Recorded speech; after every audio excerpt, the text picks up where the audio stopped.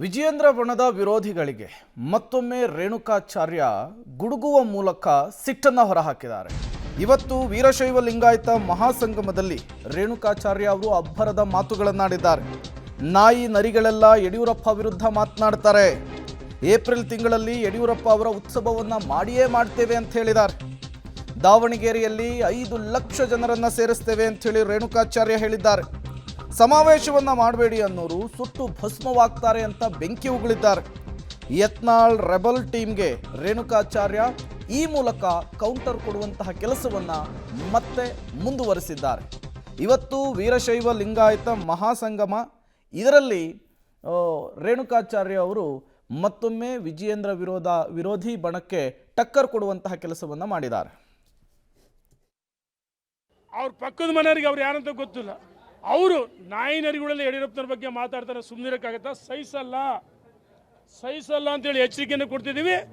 ನಾವು ಇವತ್ತು ಒಕ್ಕೋರ್ಲಿಂದ ವೀರಶೈವ ಲಿಂಗಾಯತ ಸಮಾಜ ಇವತ್ತೇನು ಸವಲತ್ತುಗಳು ಕೇಂದ್ರ ಸರ್ಕಾರ ಇರೋ ರಾಜ್ಯ ಸರ್ಕಾರ ಸವಲತ್ತುಗಳು ಸಿಗಬೇಕು ಮತ್ತು ಸಹಜವಾಗಿ ಯಡಿಯೂರಪ್ಪ ನಮ್ಮ ನಾಯಕ ಅಂತ ನಾವೆಲ್ಲ ಒಪ್ಕೊಂಡಿದ್ದೀವಿ. ಹಾಗಾಗಿ ಯಾರೋ ಹೇಳ್ತಿರಲ್ಲ, ಕೂಗಿದ್ರೆ ಅವ್ರ ತೂಕ ಕಡಿಮೆ ಆಗಲ್ಲ. ನಾವೆಲ್ಲ ಇವತ್ತು ಸಮುದಾಯವನ್ನು ಸಂಘಟನೆ ಮಾಡ್ತಕ್ಕಂಥ ಕೆಲಸವನ್ನು ಮಾಡ್ತೀವಿ. ಮುಂದೆ ಯಾವ ರೀತಿ ದಿಕ್ಸೂಚಿ ನಾವು ಸಮಾಜವನ್ನು ತೆಗೆದುಕೊಂಡು ಹೋಗಬೇಕು. ಕೇವಲ ರೇಣುಕಾಚಾರ್ಯ ಅಥವಾ ಮಲ್ಲಿಕಾರ್ಜುನ ಅಥವಾ ಪ್ರಣಯ್ ಇಲ್ಲಿ ತನಕ ನಾವು ನಿರ್ಣಯ ಮಾಡಲ್ಲ. ನಾವು ನಿವೃತ್ತ ಅಧಿಕಾರಿಗಳು IAS IPS ಅವ್ರನ್ನೂ ಕರಿತೀವಿ, ಮುಂದೆ ಲಾಯರ್ಗಳು ಕರಿತೀವಿ, ನಾಡಿನ ಮಠಾಧೀಶ. ಮತ್ತಷ್ಟು ಡೀಟೇಲ್ಸ್ ಕೊಡ್ತಾರೆ. ರಾಘು ದೂರವಾಣಿ ಸಂಪರ್ಕದಲ್ಲಿ ಜಾಯ್ನ್ ಆಗಿದ್ದಾರೆ. ರಾಘು, ರಾಜ್ಯ ಬಿಜೆಪಿಯಲ್ಲಿ ಈ ಬಣ ರಾಜಕಾರಣ ತಾರಕಕ್ಕೇರಿರುವಂತಹ ಬೆನ್ನಲ್ಲೇ ಯತ್ನಾಳ್ ಅವರ ಈ ಹೇಳಿಕೆ ಮತ್ತೆ ರೆಬಲ್ಸ್ ಅನ್ನ ಕೆರಳಿಸಬಹುದಾ, ಹೇಗೆ ಅಂತ ಹೇಳಿ?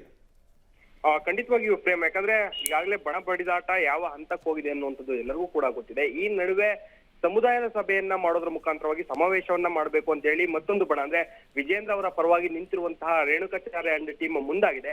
ಈ ಸಮಾವೇಶದಲ್ಲಿ ಸದ್ಯ ಈಗ ಮತ್ತೆ ಗುಡುಗೋದ್ರ ಮುಖಾಂತರವಾಗಿ ವಿರೋಧಿ ಬಣಕ್ಕೆ ಮೆಸೇಜ್ ಅನ್ನ ಕೊಡೋದ್ರ ಜೊತೆಗೆ ಅವರ ವಿರುದ್ಧವೂ ಕೂಡ ಆಕ್ರೋಶವನ್ನ ವ್ಯಕ್ತಪಡಿಸಿರುವಂತದ್ದು. ಬಹಳ ಪ್ರಮುಖವಾಗಿ ಇವತ್ತು ನಡೀತಾ ಇರುವಂತಹ ಈ ಸಭೆಯ ಮುಖಾಂತರವಾಗಿ ನಾವೆಲ್ಲರೂ ಕೂಡ ಯಡಿಯೂರಪ್ಪರ ಜೊತೆಗೆ ಇಡೀ ಸಮುದಾಯ ನಿಲ್ಬೇಕು ಅನ್ನುವಂತಹ ನಿಟ್ಟಲ್ಲೇ ಇವತ್ತು ಸಮಾವೇಶವನ್ನ ಮಾಡುವಂತ ನಿಟ್ಟಲ್ಲಿ ಪೂರ್ವಭಾವಿ ಸಭೆಯನ್ನ ಮಾಡಿದ್ದಂಥದ್ದು.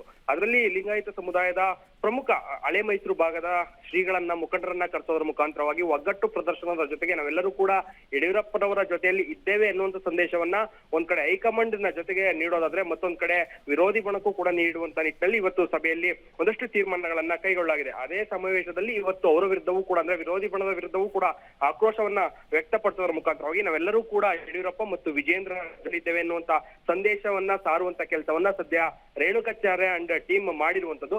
ಸಮಾವೇಶಕ್ಕೆ ಸಂಬಂಧಪಟ್ಟಂತೆಯೂ ಕೂಡ ತಯಾರಿಗಳನ್ನ ಮಾಡೋದ್ರ ಮುಖಾಂತರವಾಗಿ ಮುಂದಿನ ದಿನಗಳಲ್ಲೂ ಕೂಡ ನಾವು ಇದೇ ರೀತಿ ಅವರ ಬೆನ್ನೆಲುಬಾಗಿ ನಿಲ್ತೇವೆ ಎನ್ನುವಂತಹ ಒಂದಷ್ಟು ಮೆಸೇಜ್ ಅನ್ನ ವಿರೋಧಿ ಬಣಕ್ಕೆ ಕಳಿಸುವಂತ ಕೆಲಸವನ್ನ ಇವತ್ತಿನ ಸಮಾವೇಶದ ಪೂರ್ವಭಾವಿ ಸಭೆಯಲ್ಲಿ ಮಾಡಿರುವಂತದ್ದು. ಪ್ರೇಮ್, ಥ್ಯಾಂಕ್ ಯು ರಾಘು ತಮ್ಮೆಲ್ಲ ಮಾಹಿತಿಗಾಗಿ.